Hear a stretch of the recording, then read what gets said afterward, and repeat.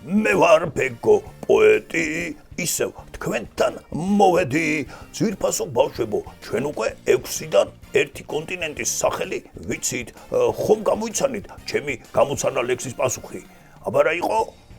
რა თქმა უნდა, ევრაზია. ამ კონტინენტს ერქვა ევრაზია. ახლა კი მეორე გამოცანა ლექსის და კონტინენტის დრო მოვიდა. ისიც უნდა გამოვიცნოთ. მინიშნებას მოგცემთ, რომ ეს კონტინენტი სიდიდით ევრაზიის შემდეგ მეორეა და ის თავისი უდაბნოებითა და უნიკალური ცხოველთა სამყაროთია ცნობილი.